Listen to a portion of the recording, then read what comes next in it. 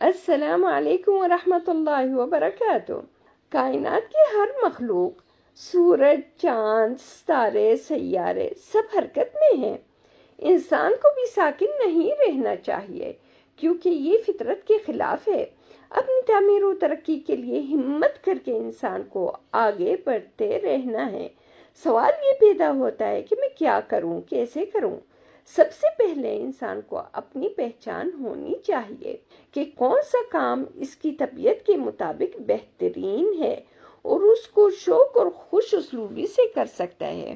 مثال کے طور پر reading, writing, art and craft, cooking, baking, sport یا کوئی پسندیدہ کورس بھی کر سکتا ہے، یا کسی ویلفیئر سینٹر یا کسی یتیم خانے میں ایز اے والنٹیئر کام کرے۔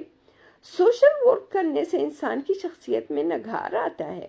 کسی کے کام آنے سے یا کچھ دینے سے دل مطمئن ہوتا ہے اور کام کرنے کا جذبہ بھی پروان چڑھتا ہے۔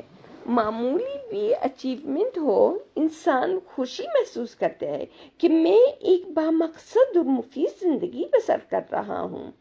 اس قسم کی کوئی بھی ایکٹیویٹی شروع کی جائے تو اس سے نہ صرف وقت کا بہترین استعمال ہوتا ہے، بلکہ گھر کے کام بھی زیادہ منظم اور احسن طریقے سے ہو جاتے ہیں۔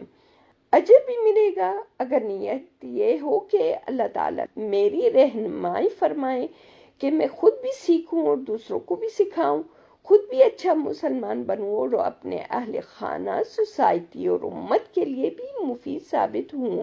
رسول صلی اللہ علیہ وسلم فرماتے ہیں، 5 چیزوں کو 5 چیزوں سے پہلے غنیمت جانو: جوانی کو بڑھاپے سے پہلے، صحت کو بیماری سے پہلے، مالداری کو محتاجی سے پہلے، فراغت کو مشغولیت سے پہلے اور زندگی کو موت سے پہلے۔